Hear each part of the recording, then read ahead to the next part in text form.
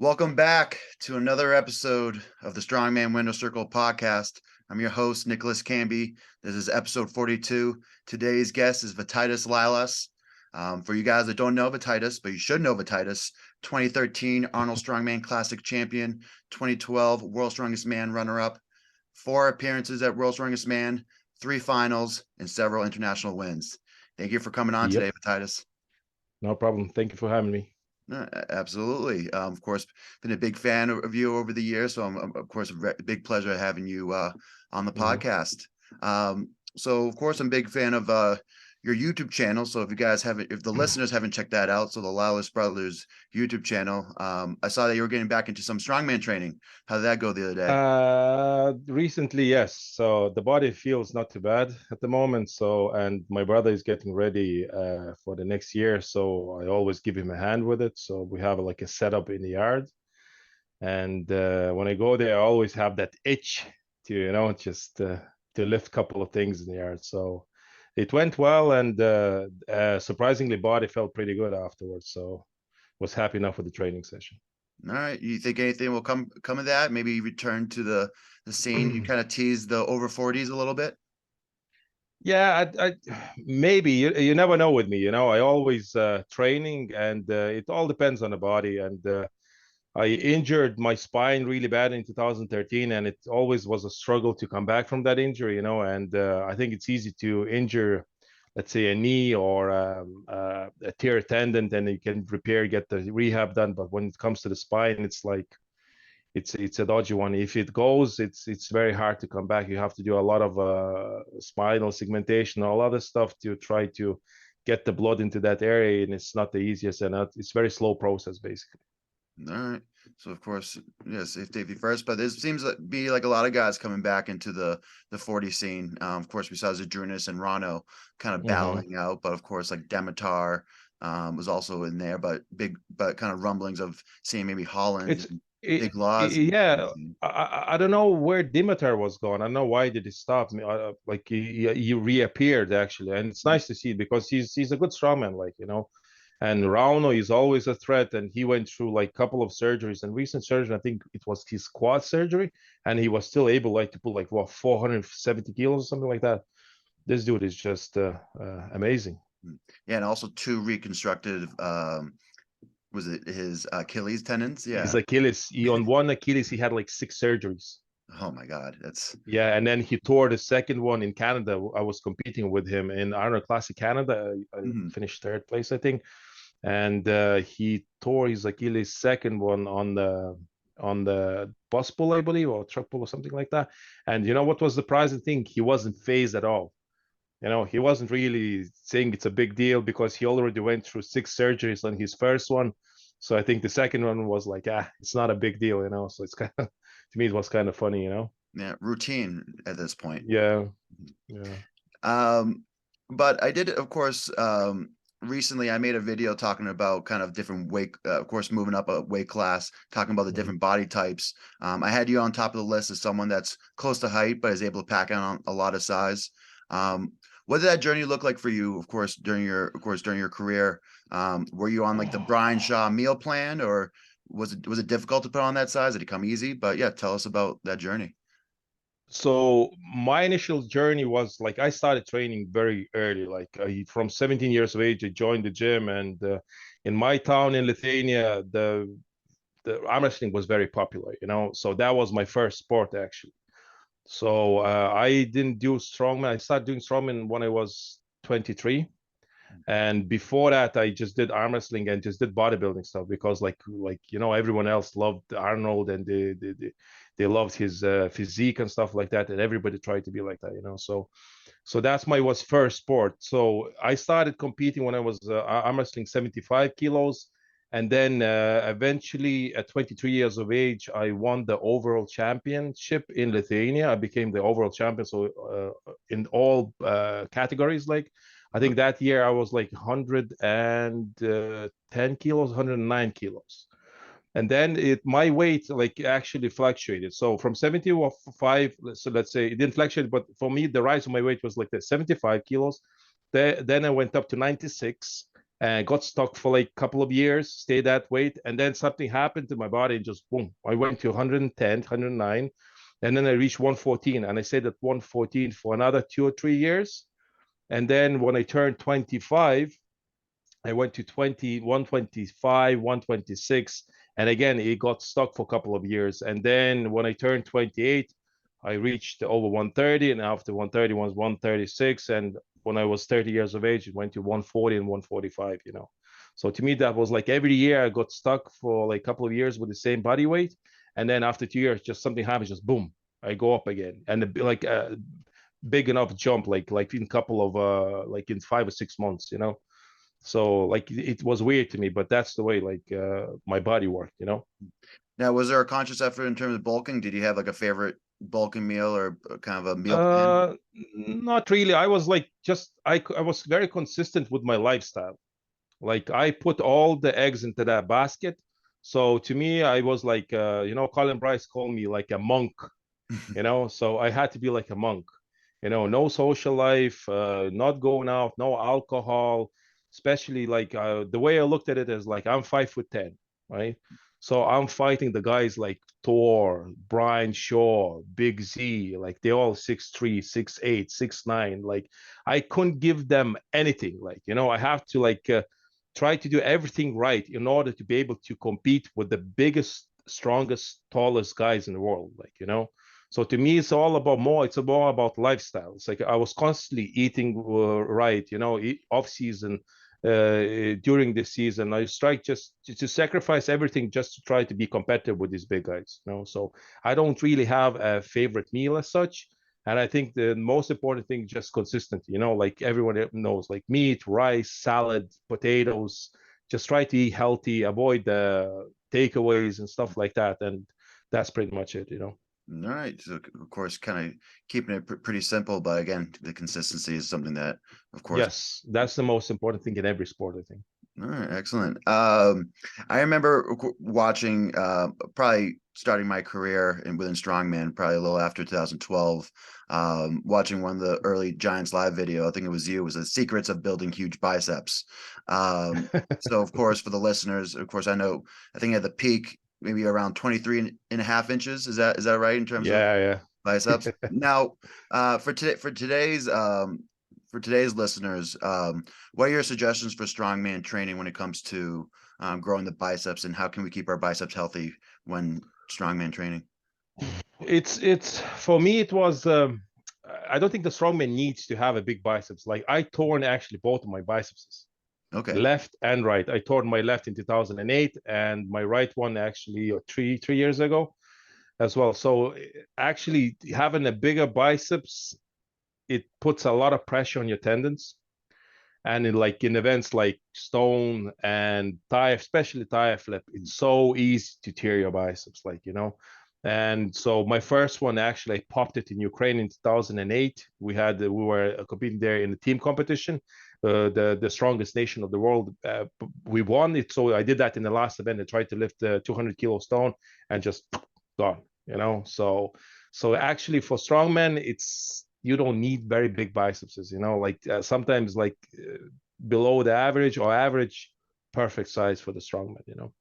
All right. Now, for instance, there has to be. I've been seeing different methodologies. Of course, you don't want to overtrain Mhm. biceps during leading into a competition, but it's always great in the off season in terms of kind of working that, Yeah. building that tendon strength. What would you Mhm. suggest in terms of keeping your biceps healthy, or having a protocols of keeping your biceps healthy year round? Like stick with like in off season, like I always have a break when it comes to strongman training. Let's say in off season, I don't really do a lot of strongman training. So I try to do strongman training when it comes to like come to the season. Like season is usually for me, it used to be like 6, 7 months. So before other 5 months, I would like, you know, take it easy and do a lot of massages, you know, like, but again, like maybe 3 different exercises per biceps, 4 sets by 12. You know, it's pretty standard bodybuilding stuff. So nothing, nothing like, I don't know, out of the ordinary. Like, you know what I mean? Like nothing special. I wasn't doing anything special about it. So to So me, it's just go on. I was gonna say, so preacher curls, hammer curls, 21s.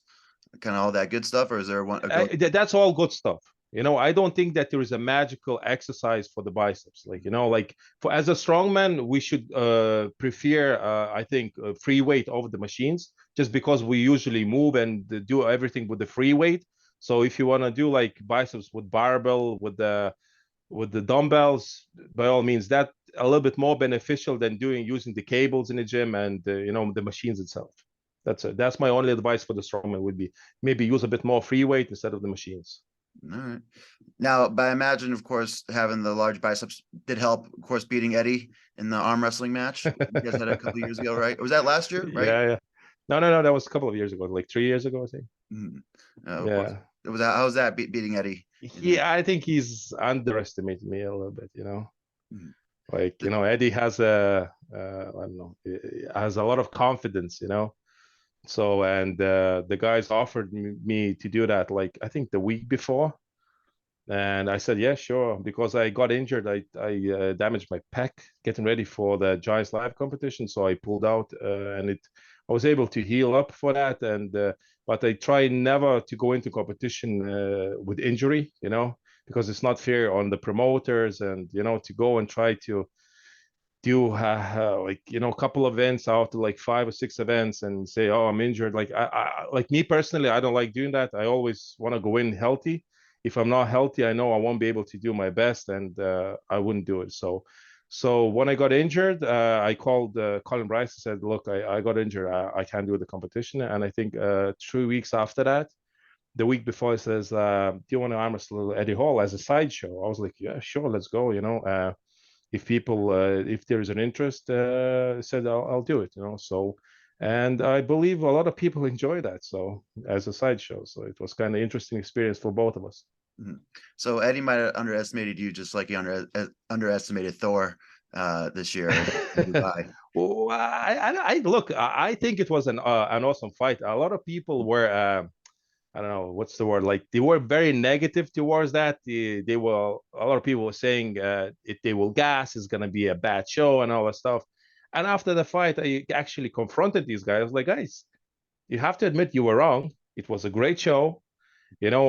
Thor was using more like normal boxing technique. Eddie was trying to just knock Thor out, and I think that's what made into a fascinating match. And all in all, I think it was a great match for both guys. And like at the end of the day, Thor is 6'8" and Eddie is 6'3", and it's a big disadvantage, like for Eddie. But I think both of them did amazing. It was very entertaining. So I did enjoy that. So my next question, I kind of want to paint a scenario. So if you had to start your career over and you were just starting out strongman in 2022, heading into 2023, with the goal of being a top level competitor, how would you plan out your first year or two of your career? It depends. What age are we talking about? Like, am I Let's just like see, 30? Am I 25 years of age? Just like when you started 22, 23 in strongman. Oh, okay. So the most important thing typical age, I would say, for a lot of even let's say like nowadays, Americans. Yeah. Yes, for Americans, yes. But like there's a couple of guys who started way earlier than that. Oh yeah. Like Novikov, Mateusz Kilakovsky. They like Novikov won his world strongest man at 23 years of age. What was he? I think something like that. That's insane. Yeah, I remember because I competed with him in 2018, and he was just 21 at the amateur Arnold's, which was nuts. It was nuts, and his progression is like unbelievable. Like and he's still staying relatively injury free, and still winning major competitions. So it's insane. So to me, it's like I think there's a lot of now young people who like try to be as strong as possible as fast as possible. I think it's such a mistake. I receive these videos from young guys who like 17 years of age and they're pulling 300 kilos deadlifts already.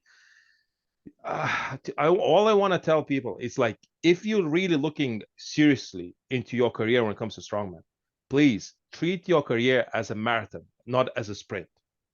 So if the first year is not going to be winning, that's fine. Get the experience. Let your body grow into the sport, into the weights. Don't try to sort of I don't know, push the envelope where like you're great, and then after a couple of years you're gonna start to get so many injuries that your strongman career is gone, and you're gonna get depressed and so far and so on. So my opinion, my advice would be to everyone just take it easy. You know, like it's treat it as a marathon and don't treat it as a sprint. Now, for instance, in those first 2 years, would you compete often in like local shows? Where you just focus on Yes. putting on weight? Yeah. Yeah, so I started from Lithuania, strongest man. I always competed, and first year was always for me just trying to get experience, you know, and see how it goes using the implements.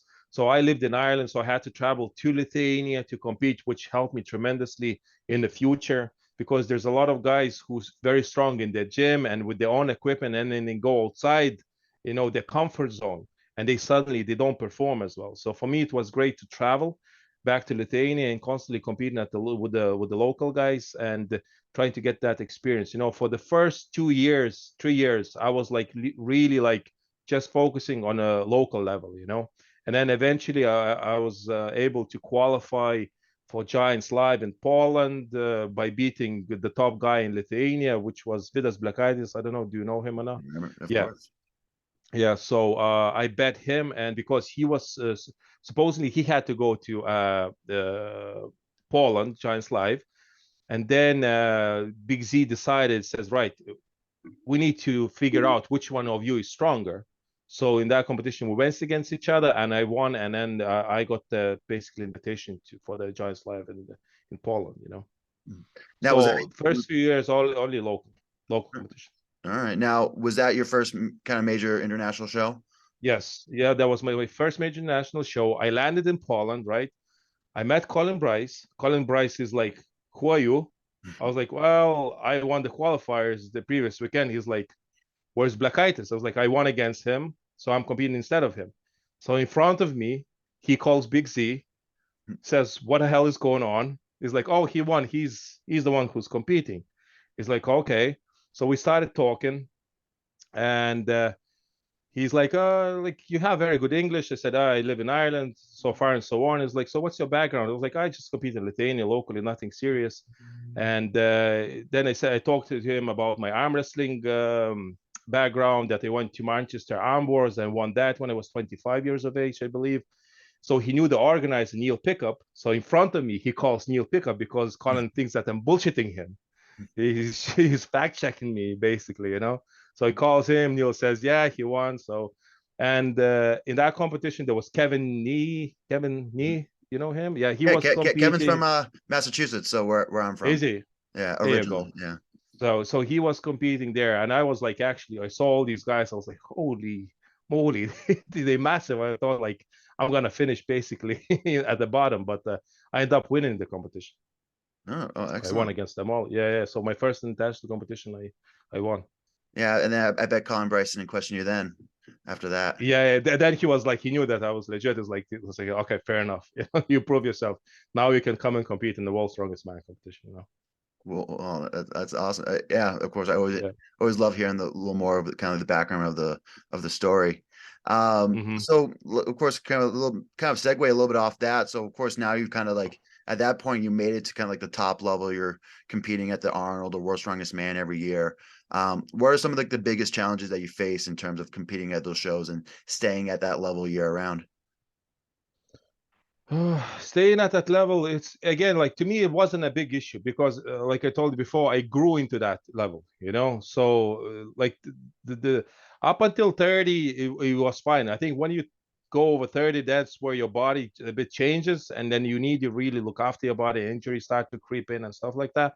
So that's the biggest when after 30, the biggest challenge would be like so stay healthy as much as possible, like you know.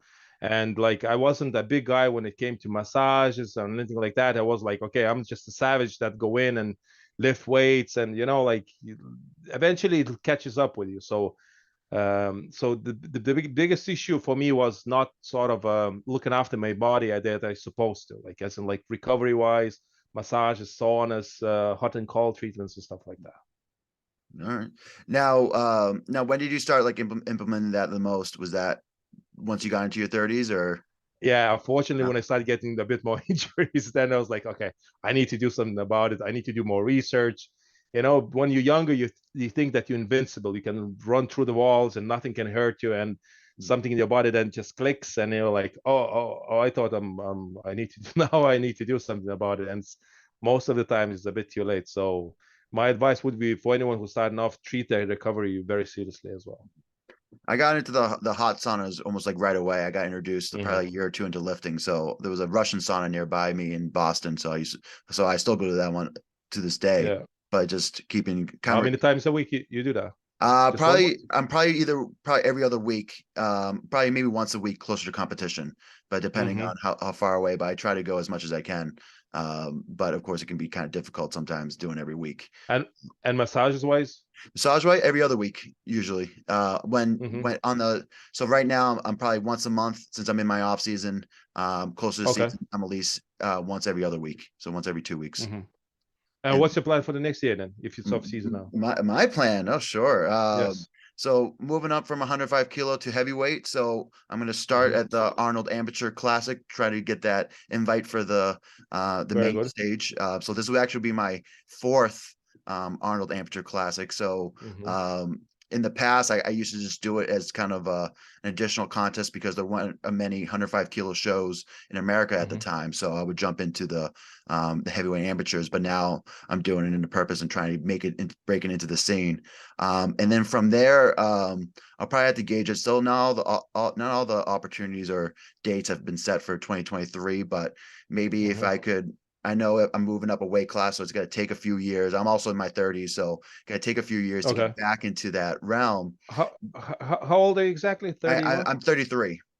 33 still. Okay. Still so I've had of course I have my little nicks and knacks. I've beat up my back a little bit, but I'm recovering. Lower back. Yeah, lower SI joint mostly, not too much vertebrae. Yeah, I have the same issue with my left SI joint as well. It's common, I think, So I think something I can bounce back from, but something I could keep a careful eye. But the first year I kind of thought I wasn't going to be a kind of a world beater. I'm not going to be like a Mitch Hooper coming into the scene because I'm about 260 pounds, not a little heavier. So I was thinking more of maybe doing some of the one-offs, maybe trying to qualify for the Magnuson Classic. I also how do you qualify for that? I thought it's invitational. No, so there's invitationals and then there's 2 or 3 contests. There's one in Canada. There's I think one in Iceland.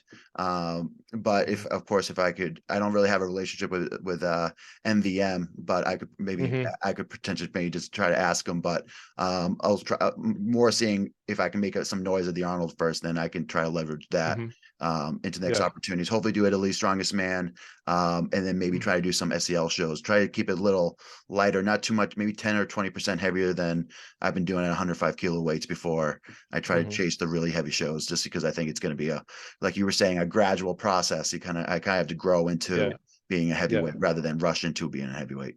Yeah.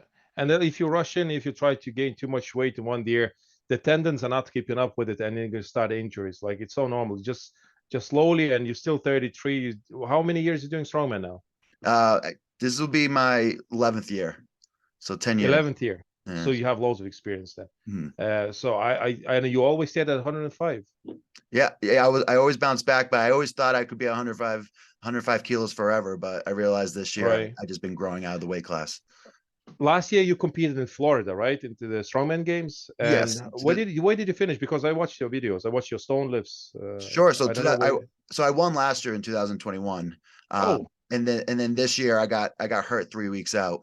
Oh no. So same injury. Just the SI joint. A lot of imbalances. So this was like the 3rd or 4th time I've heard it this year. So I cut it because I didn't want to aggravate it even more. And did you struggle to keep yourself at 105 kilos, or you need to lose weight? The last 2 years, especially, as it's just dieting year round. The cut I made for America's Strongest Man this year was a pretty big cut, and it wasn't the funnest. So I just thought it just really hard to keep putting myself in that kind of situation. And I think you're going against the nature probably at this point, So and that's what Colin said. Colin says you're starving yourself to be. You have a big frame. You're starving yourself to be there. And Colin gave me a nice talk in the beginning of the year, telling how probably should start thinking about the heavyweights. I wasn't ready then, but I'm ready now. So So maybe Let's go. Collins. We'll see Yeah, what's gonna happen next year then. yeah, absolutely. But of course, less about me. Of course, this is the Vytautas show. Um, Yeah, yeah, yeah. but so for instance, of course, kind of going back in terms of your YouTubes, I've seen like lately Mm. you've kind of been pointing out some kind of like reference discrepancies over some competition, some mistakes. So in your opinion, do you think like the refs are doing the best job they can when it comes to these situations, or do you think they need to tighten up, be a little more strict when it comes to the rules and enforcement? I, like I'm a very big advocate of like being more stricter, like, you know, especially where the big money is involved in international competition, like Rogue Invitational. We saw a couple of hiccups with the refereeing, like with Martin's Litz's lockout. Now recently I had a bit of a phone calls as well with Giants Live about my recent video that Eddie wasn't like doing what he's supposed to do, and then it's just hard to watch. Like, you know, I get it. Eddie's coming back after 5 years, but like Magnus should have enforced like the rule. The rule was like the back and your the head and your glutes are touching the pole, and it wasn't from the start. It wasn't, and it just to me it's kind of, I don't know, it's not right. Especially he was competing against Trey Mitchell, and Trey was doing everything right. And Trey is in my opinion is like top three strongman in the world at the moment. Like, you know, like winning Shaw Classic. I think if he'll have right events for next year for the World Strongest Man, he's really one of the people who can win the whole thing. You know, he's Trey is becoming like a force to be reckoned with. Like, you know, and Eddie bet him like by not doing it correctly. You know what I mean? And then so to me, it's like coming saying, "Yeah, I bet Trey Mitchell," but like, but did you really beat him, or you just like, you know, just you know, played with the rules and the ref wasn't strict with you? So to me, it's like it's not right, like, you know. So and what else? There was a couple of hiccups when it comes to refereeing. I hopefully Magnus can really, I don't know, stand aside, admit that he made all these mistakes, and just next year be the referee that he's supposed to be. Mhm. It seems, for the most part, I feel like he's in the past he's done a pretty good job. I think this year there's been a few slip ups. In the past he was okay, but this year there was way too many slip ups. Like, you know, it was, and it's not just me as a strongman noticing. All the fans are noticing that as well, and they call that out, and it causes unnecessary drama. Like, you know, I know people like drama, but like if you can avoid it, you should try to avoid it. You know, and like I always pointed out what is good about the sport, but if something is going in the wrong direction, we should point out that as well. Like, you know, like for example, in the Shaw Classic competition, the refereeing was perfect. The referees were strict. Like the referees even disallowed Brian Shaw dumbbell lift, which was like, whoa, that's awesome. I like to see that, and even Brian Shaw respected that. I really think he wants strict refereeing too. You know, so that's why he says it doesn't matter if it's me doing something wrong. You as a referee have a right to just say no, no lift, or like you're not obeying by the rules, so we're gonna penalize you for I don't know how, for points or something, for time or something like that. So to me, it's like strict refereeing should be like getting back into our sport, you know? Absolutely. I was just say on Brian. Yeah, Brian's a pretty big stickler for those type of things. I don't know if you saw his entry form for the Brian Shaw Open, which is the for the amateurs to get a spot at the Mm-hmm. classic the year after. He had very kind of strict even guidelines in terms of video submissions, like weighing everything out. No, of course, no like figure eights, only one loop in terms of straps. So he was in Wow. pretty strict on that sense. I remember taking a look at that because I Mm-hmm. was potentially thinking about doing it, but maybe trying to shoot for it next year. Um, Mm-hmm. so kind of going back a little bit in terms of kind of your career, you kind of mentioned a little bit in terms of that polling contest, but was it that contest or another defining moment where you were kind of, you realized that you were on your way to be a top level competitor in the sport? Was there kind of a defining moment that you were going to achieve the potential that you thought you could achieve?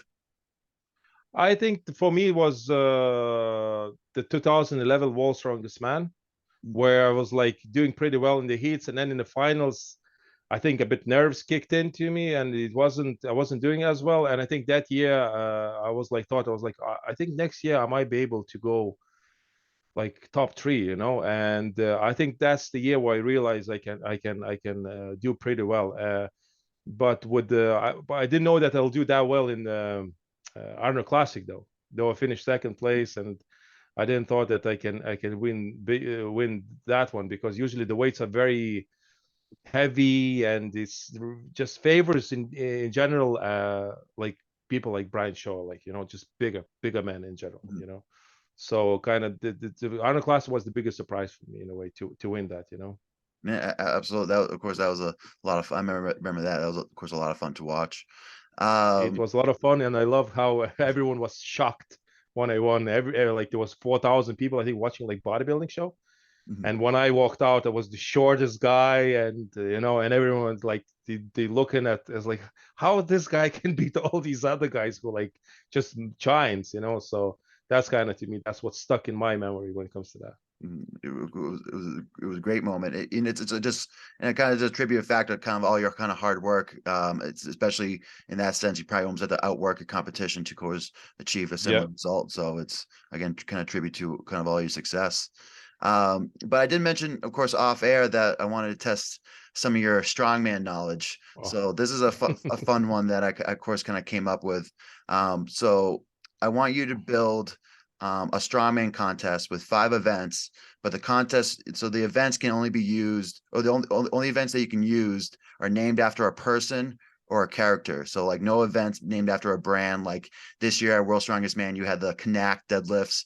At this past Worlds, there's exercises named after people, but not typically used after a contest, like a Jefferson deadlift, when you have like kind of like a split squat deadlift. I don't know if you've ever seen that, but uh, I know, I've seen that. Yeah, I've seen the bodybuilding doing yeah. that. Bodybuilders like So if Kai you, Green, or is that kind of deadlift, wasn't it? so Kai yeah. Green loved to do that for his glutes or something like that. Mhm. So for instance, like if you have 5 events, like one overhead, one static event, like a deadlift or squat, one grip event, and then I said one carry or moving event, and then one stone event. So all events named after people.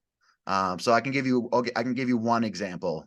Right, Like go so on, for because instance, I'm trying to figure that so out. like for instance, on a overhead event, it could be the Thomas Inch dumbbell press because it was named after Thomas Inch, a great kind of Okay. innovator in the strength. So what are some other events that are named after people that you could fit into these categories?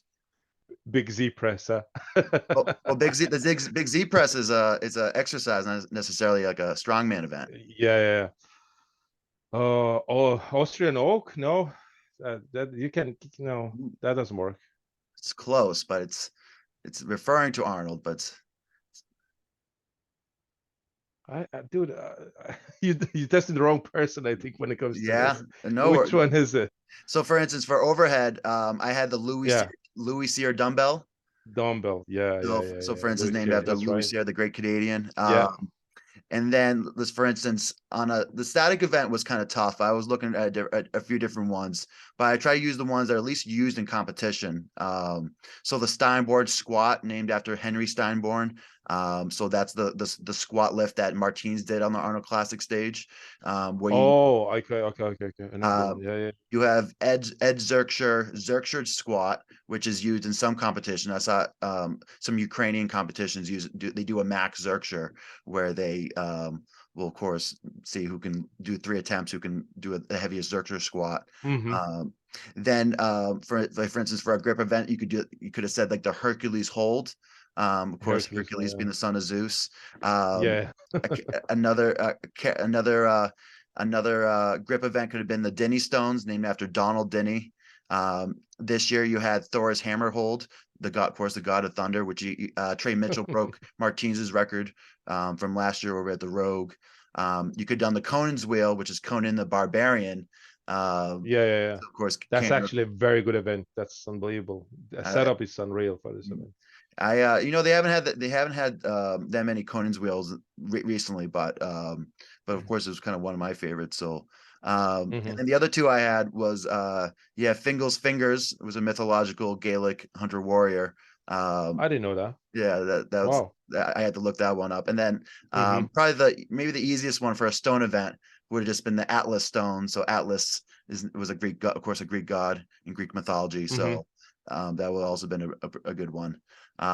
You did your homework well, A little huh? bit. So that was one. That's one I just been working on for like kind of any guess. Uh-huh. But of course, you got the chance to at least to try Yeah. first. Now regarding I would say kind of today's scene. So you mentioned a little bit in terms of like the top scene. So we saw like great performances from like Tom Stoltman. He won British. He won World's Hmm. Strongest Man this year. Um, Alexei, he won the Europe Strongest Man. Also the Rogue Invitational. Martins got second Yeah. at Worlds, won the Arnold. So we saw them, those, of course, those guys, those three guys kind of dominate. But there was also guys like Hmm. Trey Mitchell, Y. Pavlo, Mitchell Hooper, who also had great years. Hmm. In your opinion, do you think the top three of this year will remain the top three of next year, or do you believe that it's going to be shaken up going into 2023? I I I don't think that will be that much of a difference when it comes to. I don't think that anyone will come out of the woodwork basically and steal the show like Mitch Hooper did basically this year, wasn't it? Mhm. And I still think that Stallman will try to break the record for when it comes to World's Strongest Man. And the World's Strongest Man competition suits him really well. Like for example, during the year he doesn't compete as much. He tried to compete in Arnold Classic, didn't do well. Is it to do with his like? I think he has some sort of like a bit of autism or something like that. Oh, but I thought that A light maybe this form. year, I was thinking this year potentially, it was a week after British Strongest Man, so you might have peaked Mm. for Britain and then just jumped into the Arnold Classic. So it might be tough Uh, to do maybe it it's back to back. this. Maybe it's this, but like I truly think his priorities are like winning World's Strongest Man as many times as possible. And I truly believe that he can actually break that 5 title record, because like literally he peaks for the World's Strongest Man. And it seems like even the previous year, if he was doing good at the start of the season, late in the season, he's a bit fading away. So maybe he gets tired. Maybe I don't know, like it doesn't work for him, like he can't do what, let's say, Novikov does. Novikov competes multiple times a year. Like he can compete like 9 months in a year. He doesn't need to decompress. He doesn't need to rest. He just travels, compete, bang, bang, bang, bang.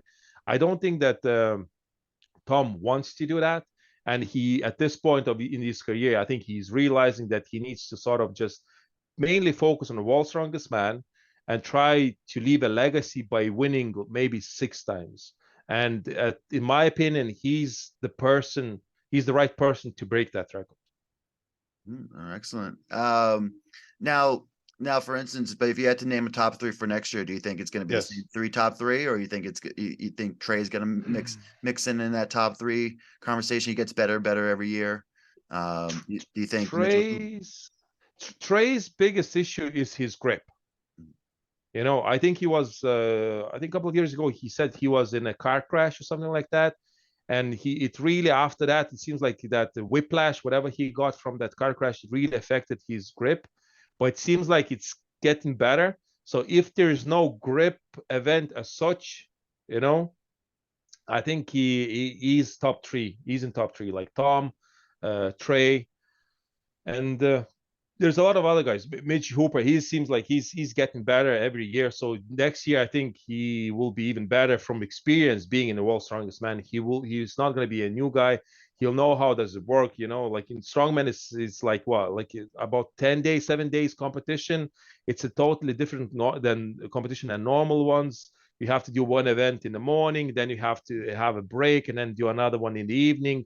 So in between the events, you have big gaps where you have to sort of chill and don't be nervous. And then when the cameras kick in and they tell you now you have to go and you have to switch on and perform the event, So this one is for him, it's going to be easier next year to perform well because he already knows the setup of World's Strongest Man.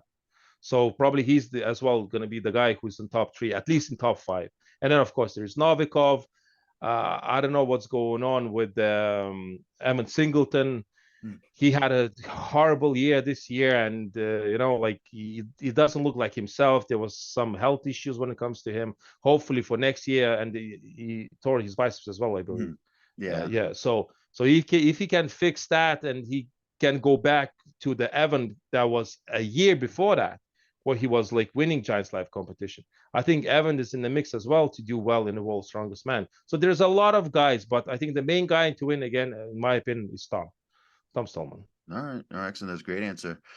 Regarding Evan, do you think it's kind of one of those situations where he had like his break that like last year was probably his biggest year ever, and then it's tough to kind of follow up on the biggest year ever like that? I'm probably in the same boat.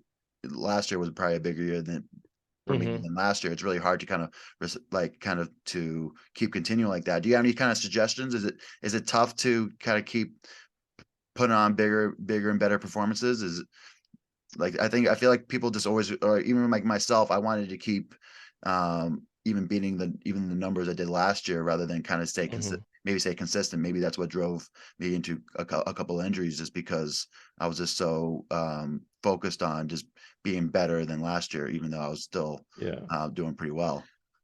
That pressure that you people put on themselves can backfire as well, like I truly believe that. I think that's what happened with Devon. Probably that's what happened to you, because you want to succeed so much, and sometimes your body is like saying, no, you're not gonna do that. And maybe it takes the like and I truly believe that from this year it wasn't a great year for Evan, and let's say for you, but you will adapt, you'll understand maybe, and you adjust. You probably made a couple of mistakes and say, okay, next year, like for example with you need to go up in weight most likely. Hmm. Like staying 105, it just doesn't suit you anymore. You've reached full potential of being 105 guy. Now it's like, let's go and explore the other weight categories and overall, and see how do you do in general over there. With Evan, maybe he needed that break. He needed to see what did he do wrong during these competitions where he's like was rushed to hospitals and stuff like that. Was it the nerves? Was it like the pre-workouts that he took? Like anything, you need to just step back and just say, okay, what went wrong? Why did it happen? And what I need to change. And I truly believe that Evan will make these changes, and next year he will be better than this year or even the previous year. All right, excellent. Yeah, he's ready back. He's of course he had bicep surgery, but he's ready. It seems like Mm-hmm. maybe 8 weeks later he's ready back into lifting. So I think he's ready. I, me personally, I don't know how they do it. I know a couple of guys who like trying to rush in. I tend to do the opposite. When I got injured, let's say with my surgeries, I always listen to my surgeon. And with the last surgery, I had the bicep surgery and a shoulder surgery. So for half a year, he didn't allow me even to touch the weight. Mm, And especially with like if it was a biceps, usually my surgeon tells me is like, so if you get a surgery, so it's 1% better every day. So basically, you can do light stuff like for like 100 days, let's say, and after 100 days, you're fully 100% ready to sort of go back into the weights. But I see so many guys who get injuries and they just like Evan. Me personally, I don't know how he does it. He's keep pushing his body, and like I don't know, maybe that when you tear biceps, when you get injuries, maybe the body sends you a signal saying maybe you should slow down at this point, try again to decompress, and then like for a couple of months or 3 months, and then train easy, and then go back into that preparation cycle. But Evan seems like he's so hungry that he just is trying to smash it and go back as stronger next year. So yeah, I don't know. I couldn't do that, for example, in my opinion. absolutely. But yeah, Evan needs to eat, so I think that's why he's on the war path that he's on. Yeah. Now in general, and of course, again, kind of talking about today's scene in terms of not only just pros but amateurs. What do you think are some of like the bigger common mistakes that you see on the scene that you either mentor your the individuals around you, other young strongmen about?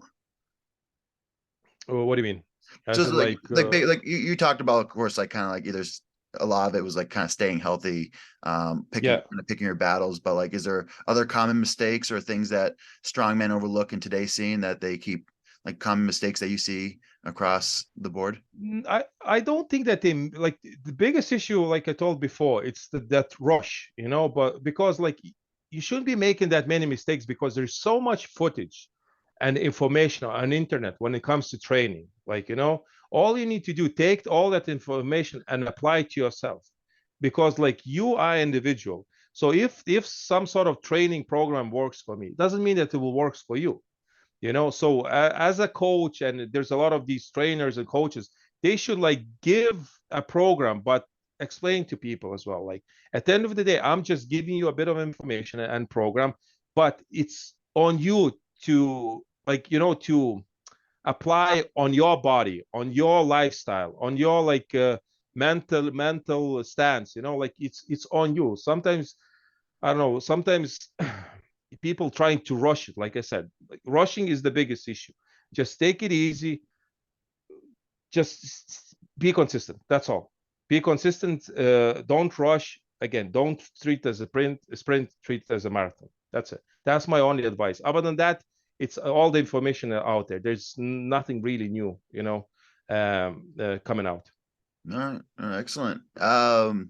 So for the most part, I would say that's probably most of my kind of questions for today. Of course, I do appreciate you for coming on. So personally, what's next for you? Kind of heading into the new year. You have any projects or new videos planned on Uh, the YouTube? Yeah, we're gonna keep working on our YouTube channel. We're really enjoying it. Our channel is growing. It's slowly, but like again, we're not treating it as a sprint. We're treating it as a marathon. We're only doing our channel for 2 years now, and I think constantly, if we keep uploading like any other video or YouTube videos, you'll get a bit more views, a bit more engagement, and hopefully by doing that, will help to grow strongman sport as well. And for me personally, when it comes to competition, probably I will try to dabble a bit in arm wrestling, and I'll keep helping my brother to get ready for the next year's strongman season. And if I feel like my body is responding pretty well and I'm not getting any niggly pains and stuff like that, maybe go back into strongman a little bit. I don't know. Maybe go to Lithuania, try to compete with Lithuanian strongest man. Maybe go to England, to a couple of smaller shows. We'll see. Maybe enter that strongman games, over 40s. I don't know. We'll see. It all depends on the body. At this age, when I'm 40, I always tend to listen to my body and don't be as savage as I used to be in my 30s. Absolutely. Now, now you say, of course, you're helping out your brother. Is this Marius or Mantis? Marius. So Marius is living with me in Ireland, and Mantas is back in Lithuania. So he's getting ready as well for the next season. He actually competed in a couple of international competitions. He did pretty well. And so he's as well. He's like he started training early, but I always like I'm a broken record. It was telling him, look, you're 25 years of age, take your time. Like you'll reach your peak when you're 30, between 30 and 40. That's where you stay. That's where your whole gains will come in. I know all the guys are trying to get that, like be like Novikov or like Mateusz Kieliakowski, but like I don't know if it's the right approach, because I want to see my youngest brother to have a long lasting career in strongman, instead of having like 3 or 4 fascinating years and then it just falls apart and your health goes to bad health goes bad way. So hopefully Mantas, I think Mantas is listening to what I'm trying to tell him, and I think by the time he's 30, he will be a threat in international competition. All right, excellent. But of course, I'll be looking forward to, of course, seeing them out on the scene. But for, of course, our listeners, I'll have, of course, Vytautas's YouTube channel below, of course, on his Instagram, so you can kind of learn more about him. And then to end the show, is there in Strongman? I know you spoke out a lot of great information today, but any last pieces of wisdom you want to leave to our listeners? I think I said a lot of wisdom, and now it's up to the strongman community and beginners to watch the video and pick whatever suits them, and hopefully I'll help them to sort of, I don't know, to stay in the right path and to have successful career in strongman. And I hope that our sport even grows more, which I think at the moment is big enough. And I want to see even go, like, especially in America. I think in America there's so much potential. You have so many strong guys, and if like all these guys who play in American football suddenly change their mind and gets involved in strongman, I think America will dominate the sport. Would be nice to see.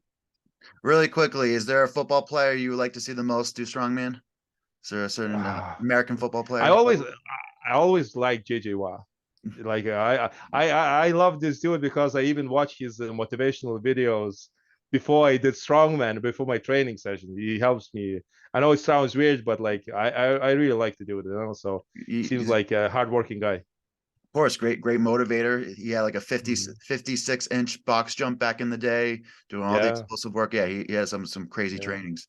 But yeah. maybe we can run into TJ Watt, or not JJ Watt, and ask him. JJ was, yeah, Yeah, because TJ's his yeah, brother, yeah, and ask him if yeah, he wants to yeah. do some strongman. But I again, think he had loads of potential to do that. He made too much money in American football, so he felt like I'm done. probably. But again, Vytautas, thank you for your time today. And of course, Yes. for our listeners, stay strong.